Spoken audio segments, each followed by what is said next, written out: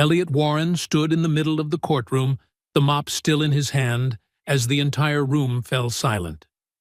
"I will protect her," he said, his voice trembling with a mixture of fear and resolve. His calloused fingers tightened around the mop handle as if it were the only thing keeping him upright. At the defendant's table, Ariana Lockhart, the billionaire whose own lawyer had just abandoned her, lifted her head and looked at him with utter disbelief. None of them knew that this simple moment would mark the beginning of the unraveling of one of the darkest conspiracies in American corporate history. Before we dive into this moving story of justice, courage, and rebirth, let me know where you're watching from in the comments. And if you believe that anyone, whether a proud billionaire or a quiet janitor, deserves to be treated fairly under the law, don't forget to like and subscribe. Stories about silent heroes like Elliot deserve to be told, and you won't want to miss them. Now, let's see what drove a forgotten legal genius to rise up against the very system that once crushed his life. But before everything began to shift, what do you think made Elliot, someone who had lost nearly everything, step out of the shadows at that exact moment? The autumn sunlight of New York filtered through the tall windows of the Manhattan Federal Courthouse, casting streaks of light across the marble floor that Elliot Warren had just finished cleaning. 5 in the morning, just like every day for the past 15 years, he was already here. A 45-year-old man with brown hair beginning to turn gray and deep brown eyes, dressed in a Navy maintenance uniform with the word maintenance embroidered on the chest pocket. The tiny apartment in Queens was still pitch black when he left at 4 a.m. The room had only a single bed, a small stove, and a bare wall adorned with just one photo, the wedding picture of him and Sarah, from 17 years ago before cancer took away the woman he loved. Beside it was a picture of their daughter Mia, now 20, and in her final year of college. Though in the frame she was only 5, smiling brightly in her mother's arms. Elliot didn't turn on the lights when he left home. Winter electricity bills were high, and with a salary of $2,800 a month, every penny mattered. Breakfast was just black coffee, toast, and food he packed from the courthouse's basement cafeteria, a small privilege for maintenance staff. That morning, as he pushed his cleaning cart down the third-floor hallway, Elliot paused in front of courtroom 302, what he considered the place of the biggest cases. And today, one of the most significant legal battles in New York history was set to begin. The lawsuit against Ariana Lockhart, the tech billionaire worth $14 billion. He didn't hear about the case from the news, he didn't own a TV, but from the nights he spent cleaning that very courtroom. He had seen the polished lawyers, heard the things they said when they believed no one was listening. To them, the janitor was just furniture, invisible, not worth noticing. But Elliot hadn't always been invisible. 15 years ago, he had been one of the rising stars at Whitfield & Associates, a prestigious law firm in Manhattan.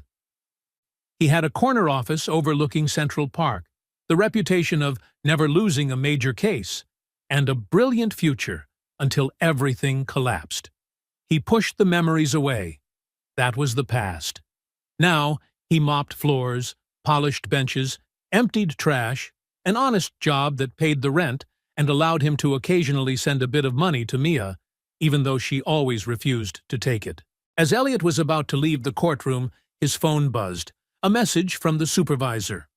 "Warren, room 302 needs to be cleaned again. VIP today." Elliot exhaled. VIP meant pressure, inspections, and countless opportunities to get yelled at for the smallest mistake. But as always, he didn't complain. By 9 a.m., the courtroom was packed. Reporters squeezed in, lawyers straightened their ties, keyboards clicked furiously. At the defense table, Ariana Lockhart sat alone. She was 38, but looked as if she carried the weight of the world on her shoulders. Her once sharp blue eyes were now clouded with exhaustion. Her Armani suit was flawless, yet her slightly hunched shoulders and tightly clasped hands betrayed the tension consuming her. Next to her were 6 empty chairs, the seats reserved for her legal team from Preston, Holloway and Schmidt, the most expensive firm in New York, charging $6,000 an hour. But they didn't show up. Elliot checked the clock. 9:15. The trial would begin in 15 minutes. Ariana kept calling, and each time she put the phone down, her face grew paler. And Elliot knew. They weren't coming. They had abandoned her. "All rise," the court officer announced. Judge Caroline Fisk entered. Stern, cold, experienced. She paused when her eyes landed on the empty chairs and asked, "Ms. Lockhart, where is your legal team?" Ariana stood, trying to stay composed, but her voice trembled. "I don't know, Your Honor. They were here yesterday. I've tried contacting them all morning, but no one answered." Prosecutor Catherine Morris rose, a thin, triumphant smile on her face. "Your Honor, it is clear the defense has been abandoned. We move for a default judgment." The courtroom erupted with murmurs. Reporters typed frantically. Judge Fisk sighed. "If you have no legal representation, the court cannot delay indefinitely. I am forced to. I will protect her." The warm, deep voice cracked through the room like thunder. Everyone turned. Elliot Warren stood there, next to his cleaning cart, the mop still in his hand. The lights reflected off his graying hair, and his face, lined by 15 years of endurance, was now illuminated with determination. Chuckles broke out, first soft, then louder. But he didn't flinch. Elliot set the mop down and walked up the aisle. 2 decades of mopping floors couldn't erase the posture of a lawyer who had once won major cases in this very room. Judge Fisk raised an eyebrow. "Who are you?" "My name is Elliot Warren, Your Honor. I would like to represent Ms. Lockhart." Catherine Morris let out a mocking laugh. "A janitor wants to be a lawyer." Elliot met her gaze. "I was a member of the New York Bar Association for 18 years. A wave of whispers spread across the room. Elliot pulled out his worn wallet and produced his old license. Still valid. The judge examined it, her face paling slightly. "Mr. Warren, how long has it been since you practiced?" 15 years, Your Honor." The air grew heavier. The judge continued, "And you believe you are still competent?" "Your Honor, this woman deserves to be defended. I know the law, I know procedure, and I understand what justice means." Ariana stood. She looked into his eyes, not seeing desperation nor ambition, but sincerity, the kind that a $6,000 an hour legal team could never offer. "Yes, Your Honor," she said. "I accept Mr. Warren." The courtroom erupted. Judge Fisk rubbed her temples. "You have 15 minutes to confer with your client, and do not delay the proceedings." Elliot approached the defense table only to be blocked by security.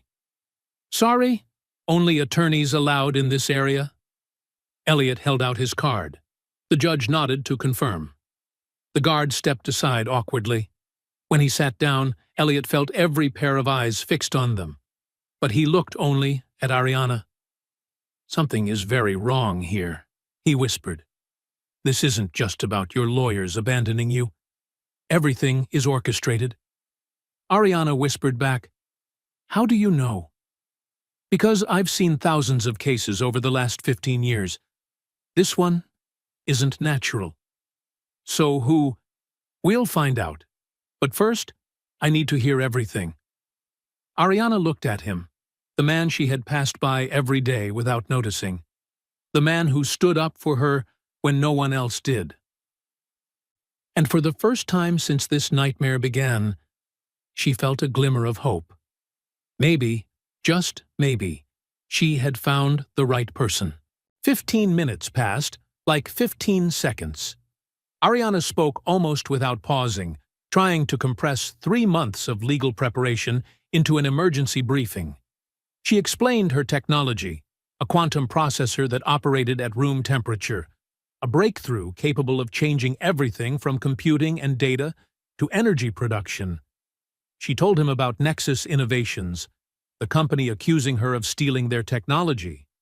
And she told him about the 3 months of hell since the allegations surfaced, Stock prices plummeting, the press circling, partners turning their backs. Elliot listened without taking notes. He didn't just hear every word. He absorbed the pauses, the moments when her voice hitched. His deep brown eyes never left Ariana's face. She realized he was doing more than listening to the content.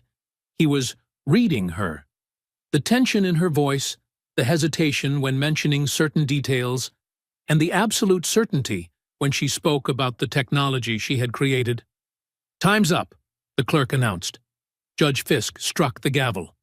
"Mr. Warren, prepare for your opening statement." Elliot rose and walked to the podium. He felt the full weight of every gaze in the room, some skeptical, some curious, some outright condescending. How many years had it been since he last stood here? How many nights had he lain awake in his small Queens apartment, dreaming of a moment like this? Only to wake up again with a mop in his hand? He placed his hand on the podium, feeling the smooth wood beneath his palm. Drawing a deep breath, Elliot lifted his head and looked directly at the 12 faces in the jury box. "Ladies and gentlemen of the jury," he began, his voice calm and clear, "my name is Elliot Warren. First, I apologize for my appearance. I'm not wearing an expensive suit like my colleague across the aisle. I don't have a fancy office or a team of assistants. Less than an hour ago, I was still mopping the floor of this courtroom." Soft laughter rippled from the back. Elliot heard it clearly, but did not falter. "But for 15 years, I have stood in this room every day, watching justice unfold. I have seen truth triumph, and I have seen truth buried. I have learned that justice does not depend on the price of your suit or the name of the law firm you hire. It rests on something much simpler: the truth." He paused, letting the words settle. "And the truth in this case is simple. Ariana Lockhart stole nothing. She created a revolutionary technology through her own intellect, toil, and talent. Meanwhile, those who truly wish to seize that technology are using the legal system as a weapon." Catherine Morris shot to her feet. "Objection!" He's arguing, not delivering an opening statement. "Sustained," Judge Fisk said. "Mr. Warren, keep your remarks to the facts." Elliot nodded. "My apologies, Your Honor. I will let the evidence speak for itself, and I promise you only this. By the end of this trial, it will be unmistakably clear who is telling the truth and who is lying." He sat down.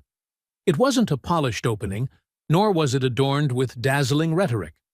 But it was sincere. And from the quiet nods of a few jury members, Elliot knew at least someone was truly listening. Catherine Morris stood for her opening statement. Tall, slender, with a smile sharp as glass, she walked to the podium as if it were her personal stage.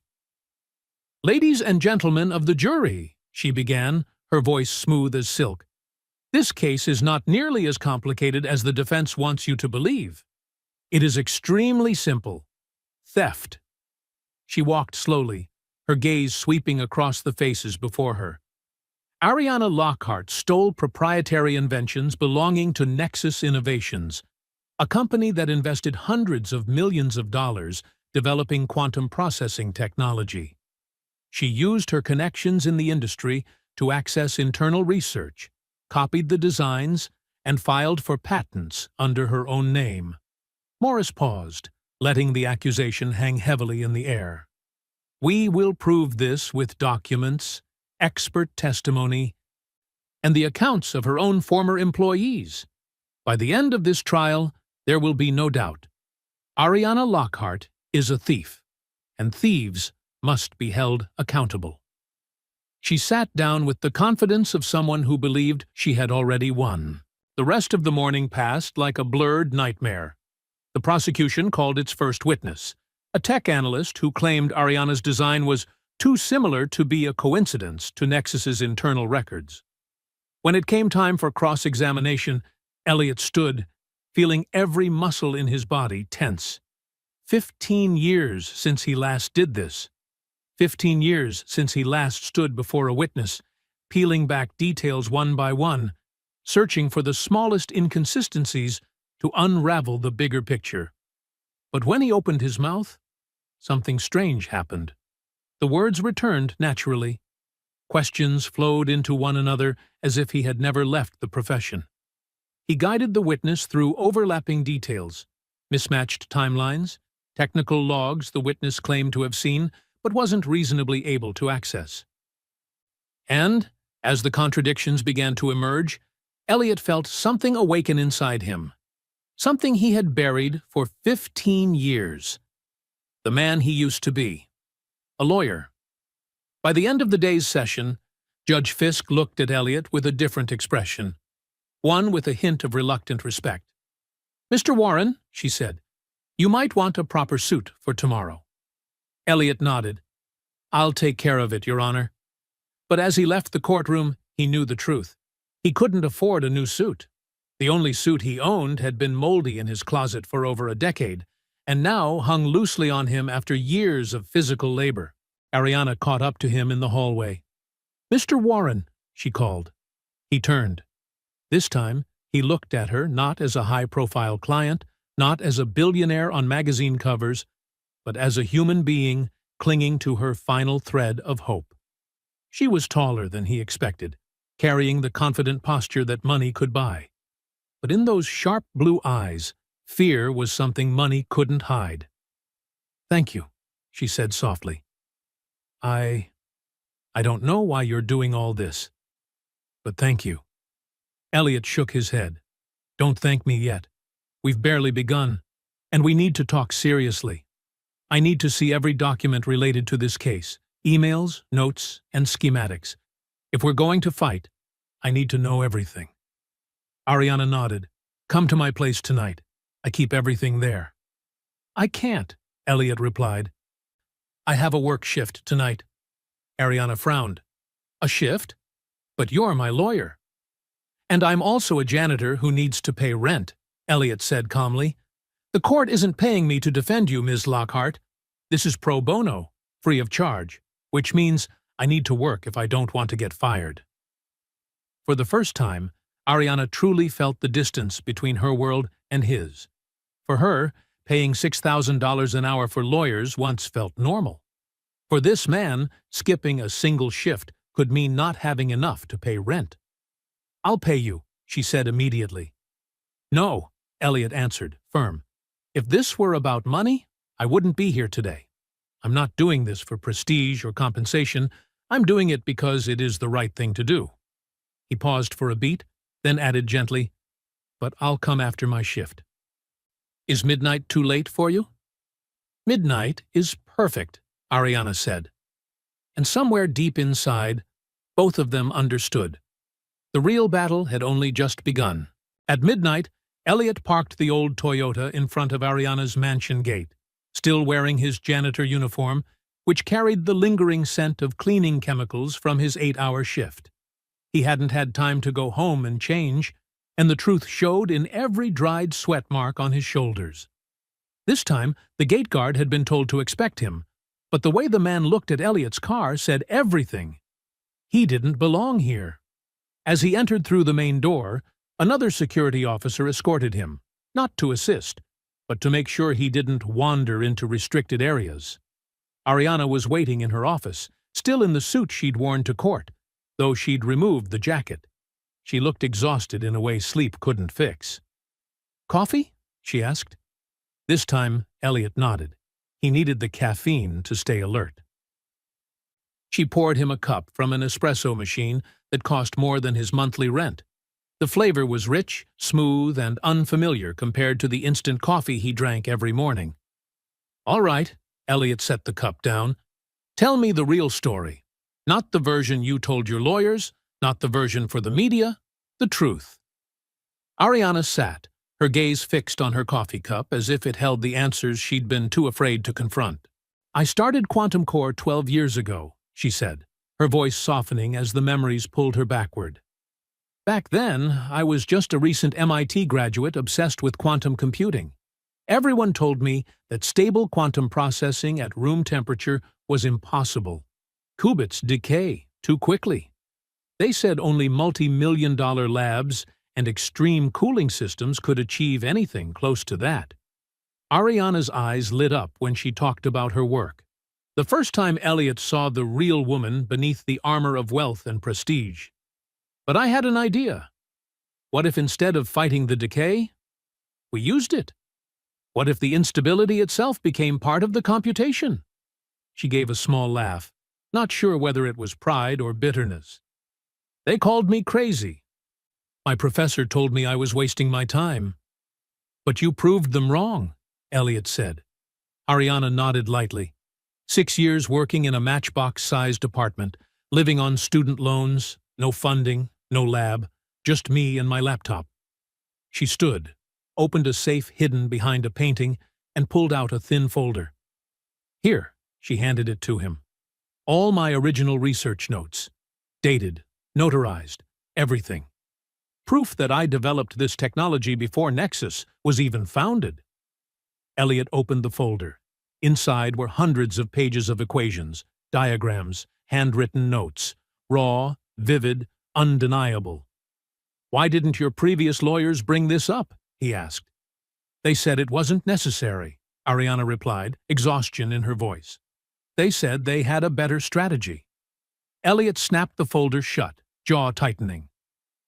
Not introducing your most critical evidence isn't a strategy. It's sabotage. Ariana's face paled. You mean, your lawyers were paid to lose, Elliot said plainly. The only question now is, who paid them? They worked until 3 in the morning, going through every email, memo, and schematic. The deeper they dug, the clearer the pattern became. Crucial evidence ignored, key witnesses never called. Objections made at the wrong times. A defense strategy. Almost deliberately suicidal, Ariana's former legal team wasn't incompetent. They were actively sabotaging her. Is there anything you haven't told me? Elliot asked. Anything strange that's happened in the past few months? Ariana hesitated. There is one thing. Julia Fenwick, my assistant. She copied files onto a USB drive. Elliot narrowed his eyes. And you didn't question her? I trusted her. Julia has been with me for 5 years. In cases like this, Elliot said slowly, nothing is accidental. If she copied data, someone put her up to it. He looked at Ariana, his voice firm. Tomorrow, no matter what I say or ask in court, you must not react. No surprise, no correcting me. Everything is already part of the plan. Why? Because we're being watched, Elliot replied. Maybe not right this second, but somewhere, somehow. And every plan we make, assume the enemy already knows. A chill ran down Ariana's spine. You've been through this, haven't you? Elliot was silent so long she thought he wouldn't answer. Then, softly, 15 years ago, I took a case against Atlantic Energy Corporation. An engineer was whistleblowing about concealed safety violations. 3 workers died. I had enough evidence. But before the trial, the evidence vanished from my office.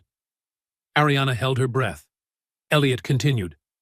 They said I fabricated it. I forged documents to harm the company. I was suspended, then disbarred. It took me 4 years to prove my innocence. 4 years working odd jobs. 4 years watching my daughter grow up without her father fully present. They destroyed you, Ariana whispered. They tried, Elliot corrected, but they didn't take the one thing that mattered, my knowledge of the law. And that's something they will never take from you. When Elliot left at 4 a.m., the sky was still smudged dark like spilled ink. Ariana stood by the window, watching the glow of his car fade down the long road. It wasn't the first time she felt alone in this fight. But for the first time in months, in that darkness, she felt something she had almost forgotten. Hope. The next morning, Elliot walked into the courthouse wearing the suit he had bought from a thrift shop the night before. It wasn't new, it wasn't fancy, but it was clean, pressed, and presentable. $20 he could barely afford. But Judge Fisk had been right. Today, he needed to look like a real attorney. The courtroom was packed. The story of the janitor turned lawyer had spread across the city, and reporters squeezed into every available space. When Elliot entered, a few people even clapped, hesitant, uncertain, torn between cheering and mocking. He ignored all of it. He focused on the only thing that mattered, the truth. Catherine Morris was ready. A deep wine-red power suit, squared shoulders, sharp eyes. The look of someone who believed the verdict was already hers. "The prosecution calls Dr. Poynton Leonard Bryce," she announced. Dr. Bryce stepped onto the witness stand. A man in his 50s, wire-rimmed glasses, the polished air of an academic. For nearly 20 minutes, Morris let him construct a narrative in which he had developed the core algorithms of the quantum technology, and Ariana had stolen the credit. Quantum core, he claimed, was where the idea truly began. Elliot sat still, taking notes, expression unreadable. But inside, he was assembling the puzzle. The timelines, the claims, the inconsistencies, and none of it aligned. When his turn came, Elliot rose slowly. He carried a thin file, walking to the lectern with a calmness so steady it silenced the room. "Dr. Bryce," he began, voice gentle but firm, "you testified that you developed Quantum Core's core algorithms from January through March of 2021. Correct?" "That's correct." "Then please help me clarify something." Elliot lifted the first document. "This is your employment record with Quantum Core. Would you read your start date for the court?" Bryce glanced down, and his face drained of color. "April 21st, 2021. "I'm sorry," Elliot said softly. "I didn't catch that." "April 21st, he repeated louder, his voice trembling. Elliot turned to the jury. "So you could not have developed algorithms between January and March, because you weren't employed yet." A ripple of shock spread across the courtroom. Elliot held up a second document. "And here are the server logs from Quantum Core.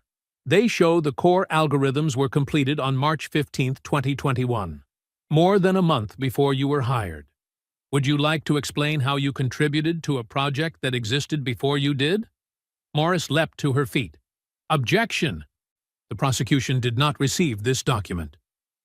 "Your Honor," Elliot said calmly, "these came directly from Quantum Core's own system. If they failed to review the evidence available to them, that is not my fault." "Objection overruled," Judge Fisk said. "Proceed." Bryce's hands began to shake. Elliot fixed his gaze on him. "Dr. Bryce, one final question. Did you receive a payment of $300,000 from Nexus Innovations 2 weeks before testifying here today?" Bryce froze. That was... Yes or no, Doctor?" "I was compensated for my time and expertise."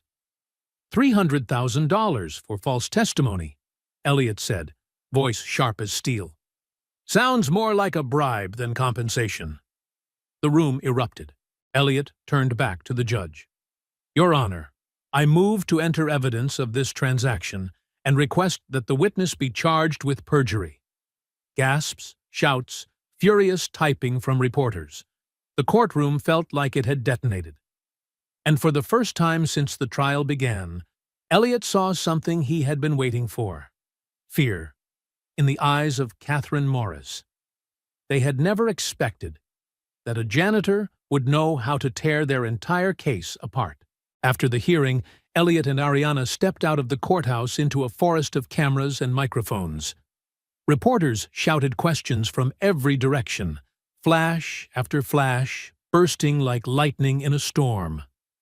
Elliot lowered his head, placing a light hand on Ariana's back, skillfully guiding her through the chaotic crowd. Only when the taxi door shut, blocking out the noise, did Ariana finally breathe out.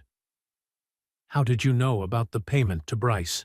she asked, still shaken. Elliot opened his old canvas briefcase.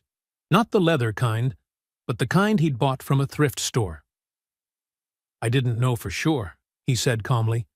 "But in cases like this, money always leaves a trail. I guessed." And the look in his eyes confirmed it. "You?" Bluffed? Ariana stared at him, genuinely surprised. Almost, Elliot shrugged lightly. But after I saw his reaction, I had someone double-check. He pulled out his phone and scrolled through his messages. My daughter, Mia. She works in digital marketing, but her ability to dig up information is remarkable. Ever since I told her about this case, she's been investigating. His phone buzzed. A new message from Mia. Dad, I found something big. Call me. Elliot looked up, turning to Ariana. We need to meet my daughter. Right now. An hour later, they sat in a small cafe in Queens, a space as foreign to Ariana as another planet. The cafe was cramped, plastic chairs squeaked, and the smell of cheap coffee mixed with old frying oil. But most importantly, it was private.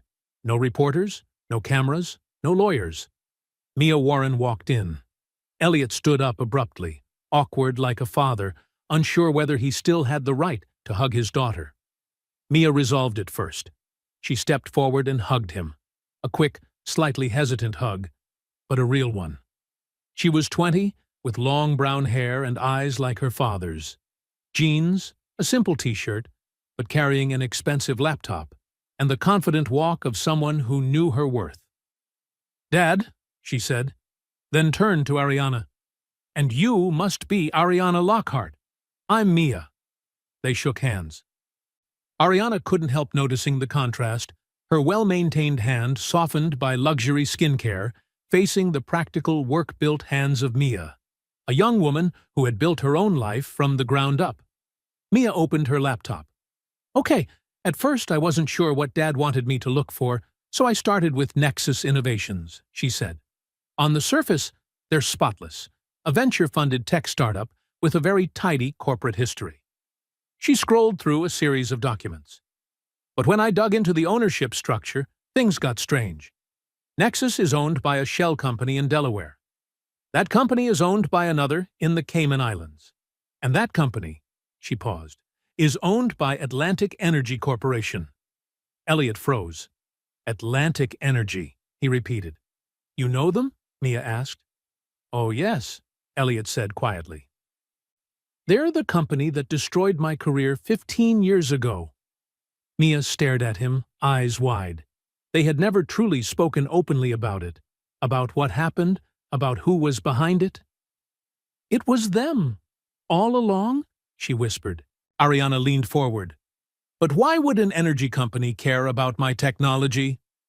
At first, I didn't get it either, Mia said. But then, I read more about your tech. She turned the laptop so both Ariana and Elliot could see. It's not just computing.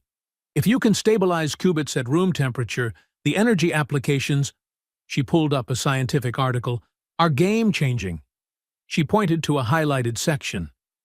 An MIT professor wrote that your technology could revolutionize energy storage and conversion.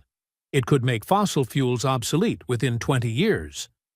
20 years, Ariana repeated, each word heavier than the last. And Atlantic Energy makes $28 billion a year from coal, oil, and gas, Mia finished. If your technology works as published, they don't just lose profit. They lose their entire empire. Elliot leaned back, as if the pieces had finally clicked into place. That's why they didn't try to buy you out or compete with you, he said slowly. They needed to erase you. Erase your technology, erase your credibility. But more than that, Mia continued, I kept digging. Atlantic Energy has ties to 4 other major energy conglomerates, 2 defense contractors, and, she paused again, 3 sitting members of the Energy and Commerce Committee. Mia pulled up more documents, images of campaign contributions, fundraising dinners, lavish trips. They've built a network. And when your technology came into view, they activated that entire network. What about the lawyers? Ariana asked, her voice cracking. How did they? I'm still tracing it, Mia said. But the managing partner at Preston Holloway and Schmidt? He sits on the board of a subsidiary of Atlantic Energy. The information isn't easy to find, but it's there if you know where to dig. Elliot stood and began pacing the cramped cafe. his mind moving as fast as Mia's words. "So this isn't just a lawsuit," he said. "This is a coordinated campaign to clear the path for a trillion-dollar industry." "And they won't stop," Ariana said, fear now clearly visible in her eyes. "If they did this to you 15 years ago, if they can manipulate things to this extent—" She didn't finish. She didn't need to. All three of them understood. Mia's phone buzzed. She glanced at it, and her face drained. "It's my old boss. He says I don't need to come back to the office. My belongings will be mailed to me." "They fired you?" Ariana asked. "On paper, it's position eliminated," Mia said bitterly.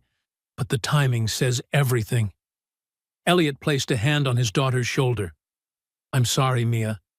I never wanted to pull you into this." Mia looked up, her eyes steadier than before. "You didn't pull me into anything. I chose this, and now that I'm in, I'm helping you fight." For the first time in years, Elliot didn't see Mia as the child who had lost her mother, or the grown woman he had missed for too many years. He saw something else, an ally, a partner. "All right," he said, exhaling as if sealing a decision. "Then we do this, together." In the days that followed, the threats were no longer a vague feeling. They became clear signs, sharp and dangerous enough to make Elliot's stomach tighten every time he thought about them. His small apartment in Queens was broken into. Nothing was stolen. There was nothing of value to take. But everything was torn apart. The closet yanked open, drawers dumped onto the floor, the mattress slashed with a long, deep cut, as if someone wanted to send a message. "We know where you live." Mia's laptop was hacked. Thankfully, she had backed up all her data to an encrypted cloud server. But the fact that someone had intentionally breached her device, and done it blatantly, sent a chill down her spine. Then one night, as Ariana left the office late, a black SUV ran a red light and sped straight toward her car. Her driver swerved in time. The car spun, crashing into a lamppost to avoid a head-on collision. Ariana escaped with only scrapes and bruises, but the message was carved in stone. She was a target. During an emergency meeting at Ariana's mansion the next morning, she said clearly, "You need to get out of your apartment. Elliot, Mia, you both need to move here, where I have real security." "We can't just live in your home like that," Elliot began, clearly uncomfortable. "I don't want to owe you anything else." "This isn't a favor," Ariana cut in firmly. "This is a defensive strategy. They're attacking us individually. If we stay together, with professional security, we're safer." Mia placed a hand on her father's arm. "She's right, Dad. How am I supposed to work if I keep worrying someone will break in every night?" Reluctantly, Elliot agreed. That afternoon, they moved into the guest house on Ariana's estate. A smaller, separate building, but still bigger than anywhere Elliot had ever lived in his life. While Mia excitedly explored the rooms, Elliot remained in the living room, back straight, but hands unconsciously tightening. The high ceilings, designer furniture, expensive paintings on the walls, all of it made him feel like an ink blot on a perfect canvas. He stared out through the glass doors into the meticulously trimmed garden. It was hard to believe that just 48 hours earlier, he'd been in an apartment barely big enough for one person to turn around in. Ariana entered the room and stopped beside him. "You're uncomfortable," she observed without needing to ask. "I've lived 15 years in a small apartment," Elliot said in a low voice. "And this place, this isn't my world." Ariana stood beside Elliot for a long moment, as if giving him time to breathe in this unfamiliar space. Then she spoke gently. "Maybe it should be your world. You have talent, strength, Mr. Warren. You could have been in a place like this, or far better, if they hadn't taken everything from you." Elliot turned toward her, and for the first time since they met in the courtroom, he truly looked at Ariana. Not as a client, not as a billionaire, but as a woman fighting for justice alongside him. Her blue eyes, though tired, gleamed with something rare, genuine respect. "I don't need any of this," Elliot replied, his voice firm. "I never did. I want justice. I want to help people who have no voice. And after all these years, I finally have a chance to do that again." "By helping me," Ariana said. "By fighting those who believe money and power place them above the law," Elliot corrected. They stood silently in the wide living room, the afternoon sunlight filtering softly through the large glass wall. The distance between their worlds, a janitor who used to be a lawyer and a billionaire tech founder, was still there. But in that moment, it didn't feel as impossible as before. Something had shifted. Not because of what they said, but because they were standing side by side, facing a common enemy. And in that silence, they knew. The real battle had only just begun. The next major breakthrough came from a place no one could have imagined. At 2 a.m, Julia Fenwick, Ariana's longtime COO, appeared at the gate, her face pale, clothes disheveled, hair blown out as if she had been out in the wind all night. Security immediately informed Ariana, and she hurried to wake Elliot. They met Julia in a small room separate from the main house, a safety measure in case this was a trap. Julia nearly collapsed when she saw Ariana. Her makeup was smeared with tears, her hands trembling violently. "I'm sorry," she blurted out at once. "I'm so sorry." "For what?" Ariana asked, her voice sharp as steel. Julia took a deep breath. "For everything. For copying the files. For passing information to them. For staying silent when I knew what they were doing to you." "Who is they?" Elliot asked. "Gregory Vance," Julia replied, her voice hoarse. "The CEO of Nexus Innovations. He came to see me 6 months ago. He knew about my mistake." "What mistake?" Ariana asked. Julia looked down at her hands, too ashamed to lift her head. 10 years ago, before I worked for you, I worked at another company. I embezzled $50,000. Not a lot, but still a crime. I paid the money back, and the company didn't call the police. I thought it was over." "But Vance found out," Elliot said. Julia nodded, tears spilling again. "He had documents, emails, bank statements, everything.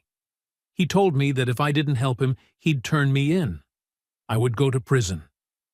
"So you chose to help him," Ariana said, her tone flat. "I copied the data. I told him your strategies. Julia choked up. "I even planted false information in some files to make it look like you accessed Nexus research." "Fabricated evidence," Elliot said darkly. "Exactly what they once did to me." "But why come here now?" Ariana asked, her gaze icy, but with a trace of pity. Julia pulled out a phone, not her own, but a high-end model completely out of place in her pocket. Elliot recognized it immediately. This wasn't Julia's personal phone. "Today," Julia said, her hands shaking, "I accidentally overheard Vance on the phone. He told someone about a permanent solution if the legal route failed." She swallowed hard. "They were talking about killing you, Ariana." The room suddenly felt freezing. "I know what I did was wrong. I know I betrayed you," Julia continued, voice breaking. "But I can't live with this, not with murder." She handed the phone to Elliot. "This is Vance's phone. I took it from his office. It has everything, messages, emails, and call recordings. The whole conspiracy." Elliot took the phone, feeling as if he were holding a grenade with the pin pulled. This could end the case. "Or end us," Mia said from the doorway. She had arrived without anyone noticing. "If they realize she took it." "They will know," Julia whispered. "Vance will search for the phone. By morning, if not sooner, he'll notice it's gone. That's why I came straight here." Ariana stared at Julia for a long moment. This woman had been by her side for 5 years, through stressful meetings, fundraising rounds, and sleepless nights. And now she was the one who had stabbed her in the back. But in those tear-filled eyes in front of her, Ariana saw not just fear, she saw remorse, real and deep. "You risked your own safety to come here," Ariana said, her voice softening for the first time. "I owe you more than that," Julia replied, trembling. "You gave me a chance when no one else would. You trusted me, and I betrayed that. This is the least I can do." Elliot didn't hesitate. "We need to copy every piece of data on this phone immediately. Mia, can you do it?" "Give me 15 minutes, Mia said, already opening her laptop. While Mia worked, Elliot asked Julia, "You know they'll come looking for you, right?" Julia nodded. "I know. You need to disappear, at least until the case is over." "I have a sister in Canada," Julia said. "I can go there." "Go now. Don't go home. Don't pack. Go straight there." 20 minutes later, all the data had been safely backed up onto Mia's encrypted server. In the darkness, Julia left in a taxi, never looking back. Elliot watched the car until its taillights vanished, wondering whether they were right to trust her, and whether she would survive the night. Ariana stood beside him, her voice soft but steady. "She truly is sorry." "Sorry doesn't erase the damage," Elliot said bluntly. "No," Ariana agreed, "but courage can redeem it. She knew they would retaliate and still came here." Elliot drew a long breath, his jaw tightening with iron determination. "Now, we have to use what she gave us, and we need to move fast, because once they realize we have this evidence—" He looked down at the phone in his hand, the live proof of a massive conspiracy. "They'll come at us with everything they have. They didn't have to wait long." The next morning, as Elliot, Mia, and Ariana were reviewing every piece of evidence inside Gregory Vance's phone, the estate's security alarms abruptly screamed through the intercom system. "Breach at the main gate," the security director reported. "Multiple individuals, armed." Ariana shot to her feet, locked down the entire property, and called the police. But as the security screens switched angles, the truth became unmistakable. 6 men in tactical uniforms, fully equipped, moving through the estate with the precision of people who had clearly received military training. "They're not police," Elliot said, his voice dropping. "Mercenaries," said Maddox, the head of security.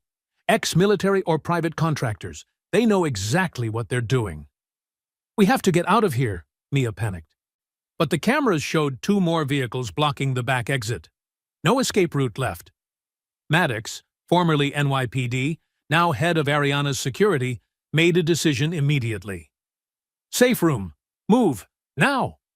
He led them across the house, down to the basement, unlocking a steel door hidden behind a wine cabinet. Inside was a compact panic room, reinforced concrete walls, surveillance monitors, and a direct hardline to 911. "You'll be safe in here. This door can withstand explosives," Maddox said. "My team and I will hold them off as long as we can." "Police are on their way," Ariana said. "Earliest arrival is 15 minutes, Maddox replied. "We only need to survive 15. The door shut behind them with a cold, metallic clack. Inside the panic room, the 3 stared at the surveillance screens. The mercenaries moved like shadows, silent, methodical, each step calculated. Maddox and the 4 guards under him were already in defensive positions. "They're going to die," Mia whispered, her hands trembling. "Those men are outgunned and outnumbered." "Maddox knows how to fight," Ariana said, trying to sound steady, but her voice shook. Then the gunfight began. On the monitors, the battle unfolded like a nightmare stripped of sound. Maddox and his team fought fiercely, using every corridor and blind spot. But the intruders were professionals, moving with flawless formation. 1 guard fell, 1 mercenary went down, but the attackers kept advancing. "They're heading for the basement," Elliot said. "They know we're here." "How do they—" Ariana stopped mid-sentence, her face draining of color. "Julia, she must have told them about the safe room. Or they had the floor plans from day 1, Mia said quickly. Either way, they know. Elliot looked around the room. One door, no windows, no backup exit, no weapons. They were trapped inside a metal coffin, waiting to be opened. On screen, a mercenary placed a device on the basement door.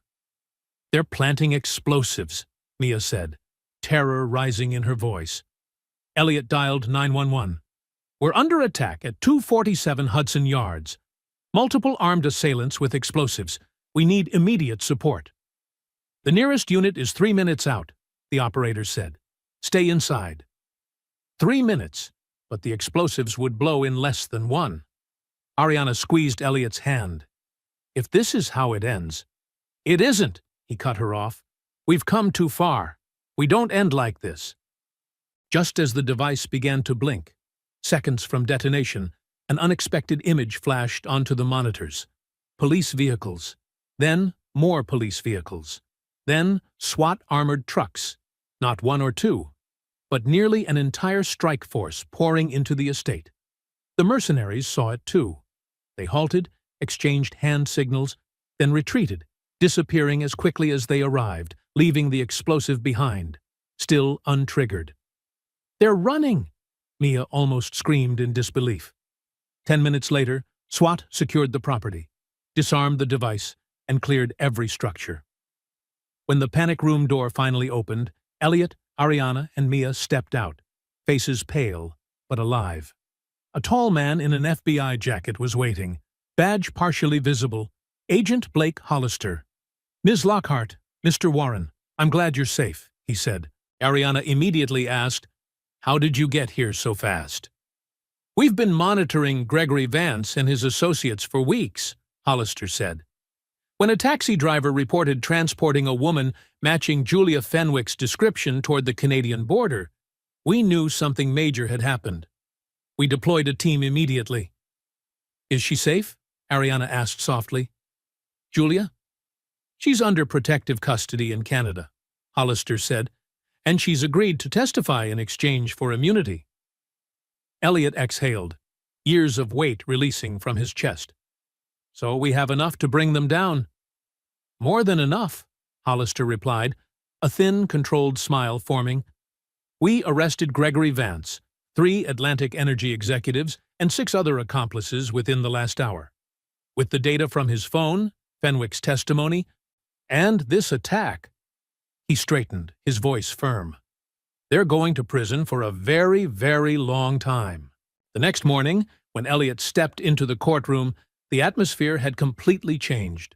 There were no longer curious stares treating him like a novelty.